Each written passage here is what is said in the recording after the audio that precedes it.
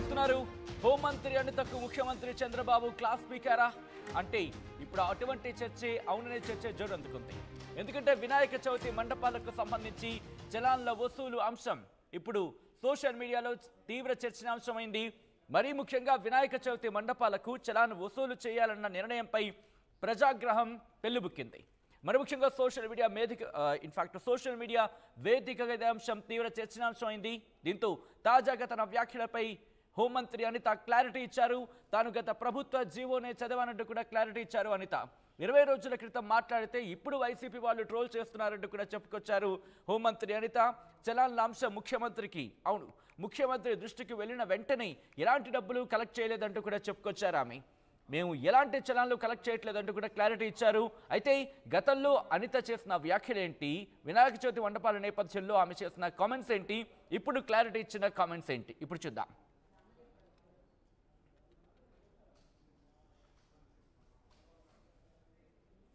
ఉంటుందండి. వాటికి కూడా ఏంటంటే మైక్ పర్మిషన్ ఒకవేళ కావాలనుకోండి ఎన్ని రోజులు మైక్ పెడతారో చూసుకొని దానికి ఒక 100 రూపీస్. హైట్ని బట్టి height above 3 feet to 6 feet అనుకోండి, దానికి ఏంటంటే ఈకో ఫ్రెండ్లీ 350 రూపీస్. అలాంటివి మనకి హైట్ అబౌవ్ 6 feet అయితే 700 రూపీస్ పర్ డే. అలా ఒక ఫీజ్ స్ట్రక్చర్స్ ఉన్నాయి. ఆ చలనాలు కూడా మన దగ్గరలో ఈ సేవా కేంద్రాల్లో కట్టుకుని ఆ చలనాన్ని కూడా అప్లోడ్ చేసేసుకొని ఇమీడియట్గా వాళ్ళ ఎన్ఓసి తీసుకొచ్చుకోవచ్చు. రేపటి నుంచే ఇది లైమ్లైట్లోకి వచ్చేస్తుంది. రేపటి నుంచి వాళ్ళు ఆ నెంబర్కి కనుక డైల్ చేస్తే ఆటోమేటిక్గా వాట్సాప్లోకి వాళ్ళకి లింక్ వచ్చేస్తుంది.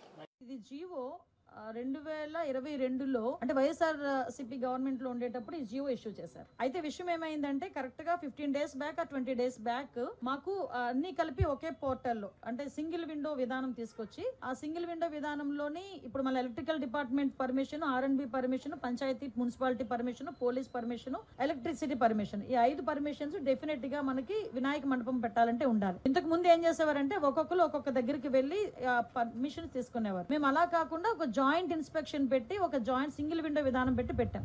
అయితే ఆ రోజు ఏం చేశారంటే ఇదే జీవోని నాకు డిపార్ట్మెంట్ వాళ్ళు తీసుకొచ్చి ఇచ్చారు.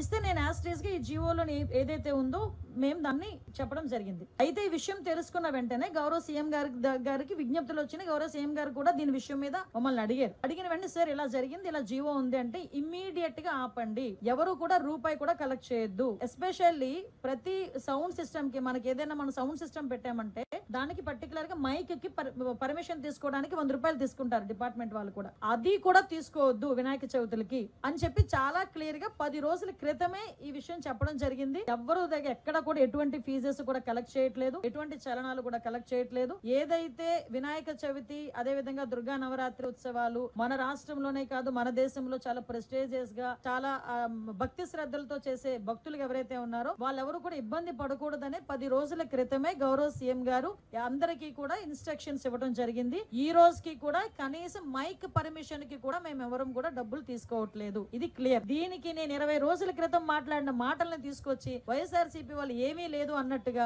ఈ రోజు కావాలని దాన్ని ట్రోల్ చేసే పరిస్థితి చూస్తా ఉంటే వాళ్ళ తాలూకా తెలివి తక్కువతనం, అదే విధంగా వాళ్ళు బురద జల్లే కార్యక్రమాల్లో వాళ్ళకి టైము సిచ్యువేషన్ అలాంటివి ఏం అవసరం లేదన్న సంగతి కూడా చాలా క్లియర్ గా అర్థమవుతుంది. ఇది క్లియర్ గా ప్రజలందరికీ కూడా అర్థం కావాలి కాబట్టి చెప్తున్నా. ఇది ఆల్రెడీ 2022లో ఇచ్చిన జీవో. ఆ రోజు ఆ జీవోని కూడా పక్కన పెట్టి ఎట్టి పరిస్థితుల్లో ఎవరికి కూడా అది కలెక్ట్ చేయొద్దు అని చెప్పారు. ఎవరు కూడా అక్కడ కలెక్ట్ చేయట్లేదు. ప్రతి ఒక్క చోట కూడా వినాయక ఉత్సవాలు అంగరంగ వైభవంగా జరుగుతున్నాయి. ప్రజలు ఎవరు కూడా ఇబ్బంది పడట్లేదు. రైట్, అది హోంమంత్రి అనిత చేసిన వ్యాఖ్యలు. గతంలో ఆమె ఏమన్నారు, ఇప్పుడు ఏమంటున్నారు? మరి ముఖ్యంగా ఎక్కడ కూడా చలాన్లు వసూలు చేయట్లేదంటూ కూడా అనిత క్లారిటీ ఇచ్చారు. ఈ నేపథ్యంలో ఒక్కసారి మీరు కనుక ఇన్ఫాక్ట్ ఈ క్లిప్ చూస్తూ ఉన్న ఈ న్యూస్ క్లిప్ని చూస్తూ ఉంటే కనుక కామెంట్ బాక్స్లో మెన్షన్ చేసే ప్రయత్నం చేయండి. ఎందుకంటే వినాయక చవితి మండపాలు ఇటు ఆంధ్రప్రదేశ్ వ్యాప్తంగా చాలానే ఉన్నాయి. ఈ నేపథ్యంలో మీ మండపాలకు సంబంధించి ఎక్కడైనా వసూలు చేస్తున్నారా, ఎక్కడ వసూలు చేయబడిందా?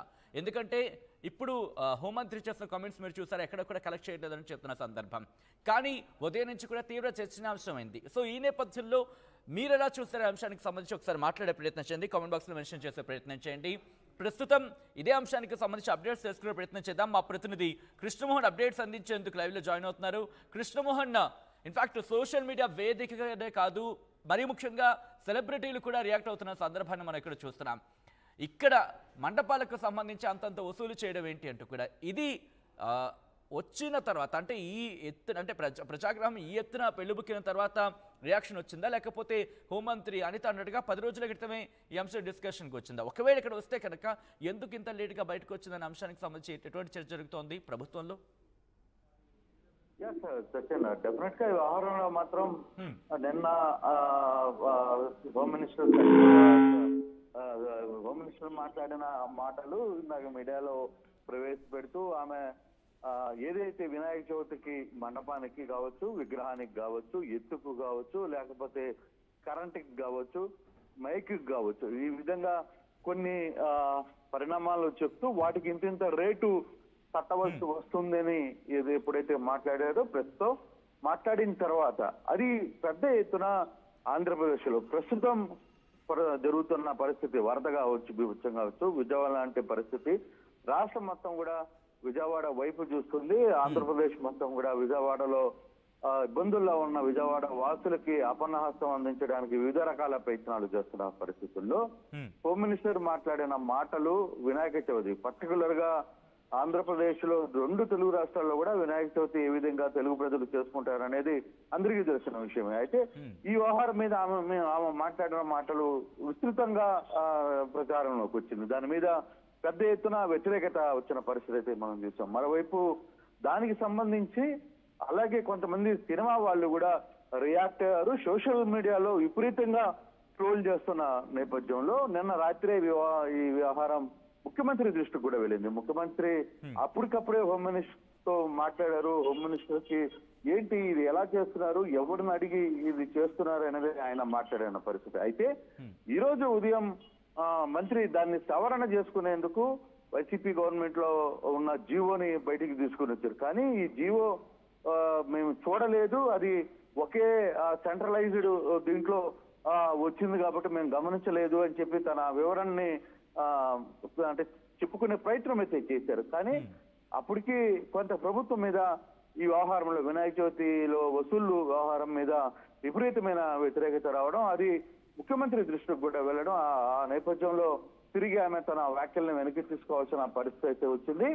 ముఖ్యమంత్రి ఒకటే చెప్పారు, మినిస్టర్ కూడా ఒక రకమైన క్లాస్ కూడా చెప్పినట్టుగానే దాంట్లో ఒకసారి ఒక వ్యవస్థను మాట్లాడుకునేటప్పుడు ఇది 1-2 సార్లు చెక్ చేసుకోవాల్సిన పరిస్థితులు ఉన్నాయి. అవసరమైతే అధికారులతో మాట్లాడి రీచెక్ చేసుకుని మాట్లాడాలి, లేదనుకుంటే అది ఇటువంటి పరిణామాలకి ఎదురు చూసే పరిస్థితి. అందులో ఇప్పుడున్న పరిస్థితుల్లో ఇటువంటి మండపాలకి డబ్బులు తీసుకోవడం లేదు, హైట్ కి తగ్గట్టుగా డబ్బులు కట్టడం, ఇవన్నీ కట్టాలని మీరు అఫీషియల్ గా చెప్పడం ఏంటి అనేది ఆయన చెప్పిన పరిస్థితి. అయితే మామూలుగా హోంమంత్రి స్థాయి అధికారులు ఈ వ్యవహారంలో ముందుగా చెప్పరు, పర్మిషన్స్ తీసుకుంటారని లోకల్ గా అది స్థానిక లోకల్ గా ఉన్న పోలీసు కావచ్చు, మైక్ సెట్ పర్మిషన్ కి స్థానికంగా ఉన్న వాళ్ళు లెటర్స్ పెట్టుకుంటారు.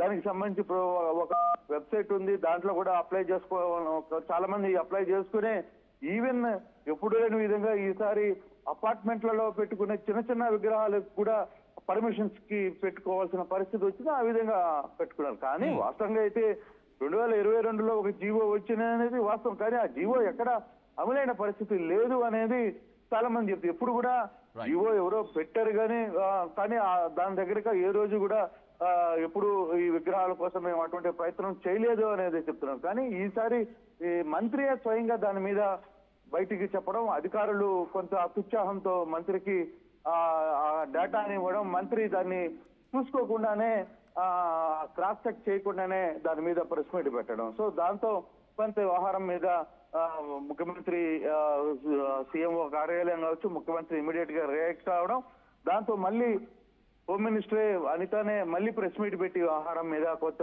రీబ్యాక్ చేయాల్సిన పరిస్థితి వచ్చింది ప్రస్తుతం. అయితే అప్పటికే కొంతమంది డబ్బులు కట్టేశారు, కొంతమంది దానికి సంబంధించిన వ్యవహారాలు అప్లై చేసుకునే దానికి పర్మిషన్స్ ఇవన్నీ కూడా ఆన్లైన్ లో కొంతమంది కట్టినవి, కొంతమంది చెక్స్ ఇచ్చిన పరిస్థితులు ఉన్నాయి, కొంతమంది డీడీలు ఇచ్చిన రూపంలో ఉన్నారు, కొంత పోలీసులకి ఇవ్వాల్సిన పరిస్థితి వచ్చింది. సో ఇవన్నీ కూడా కొంత డ్యామేజ్ అయితే జరిగిందనేది ప్రభుత్వం కూడా ఆలోచిస్తుంది. మరి ఇప్పుడు దీనికి పర్మిషన్స్ కోసం ముందుగా ఎవరైతే చెల్లించారో వాళ్ళకి డబ్బులు తిరిగి వెనక్కి ఇస్తారా, లేకపోతే ఆ చెక్స్ మళ్ళీ వాళ్ళకే మరి డబ్బు రూపంలో కట్టినా లేకపోతే ఇంకో రూపంలో కట్టినా ఆ డబ్బులు తిరిగి వెనక్కి ఇస్తారా లేదా అనేది చూడాల్సిన పరిస్థితి ఉంది సచిన్. రైట్ కృష్ణమోహన్, మొత్తంగా అయితే మాత్రం వినాయక చవితి మండపాలకు సంబంధించి చలాన్లు వసూలు చేయాలనే నిర్ణయం మీద ఆగ్రహం పెళ్లిబుక్కింది. మరి ముఖ్యంగా సోషల్ మీడియా వేదికగా తీవ్ర చర్చనీయాంశమైంది. ఈ నేపథ్యంలో హోంమంత్రి అనిత దీని మీద క్లారిటీ ఇచ్చారు. తాజాగా తన వ్యాఖ్యలపై క్లారిటీ ఇచ్చారు అనిత. తాను గత ప్రభుత్వ జీవోనే చదివానంటూ కూడా చెప్పుకొచ్చారు ఆమె. 20 రోజుల క్రితం మాట్లాడితే ఇప్పుడు